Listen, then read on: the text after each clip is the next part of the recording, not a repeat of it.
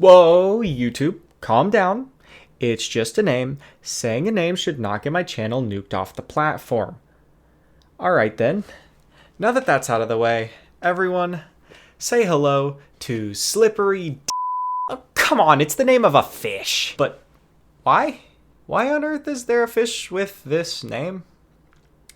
Well, the truth is, no one knows.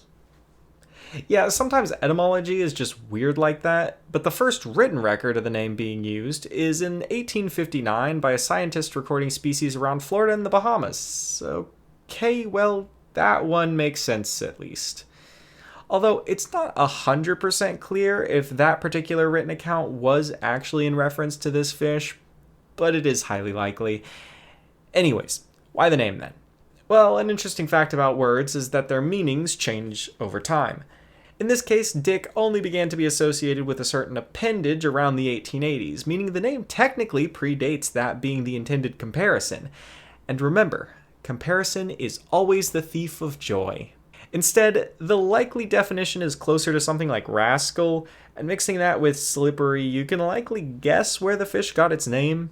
The slippery dick is notoriously hard to keep a grip on due to a gooey secretion it releases as a defense. Oh, come on, dude. Really? You are not helping your case.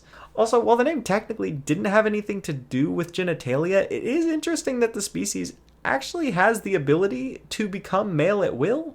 Yeah, the name might not have meant it at first, but I'm starting to see why it stuck around.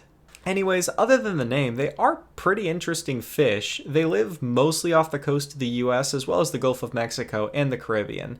They typically grow quite large, with the max length being around 14 inches, but the average being a bit lower, with some growing to a still very large 6 inches. Seeing as they're tropical fish, their coloring is quite vibrant, typically with black stripes running down the sides. As for their diet, they mainly munch on smaller creatures around the reef such as snails and mollusks, and while they're typically not eaten, they are edible, but I'm going to refrain from describing their taste as this comparison is getting a little out of hand at this point. So yeah, I'd say a pretty interesting fish with a very unfortunate name. And if you ever catch yourself touching a slippery dick, just remember, they're more than just a name. Anywho, thanks for watching, and I'll see y'all tomorrow. Mollusks.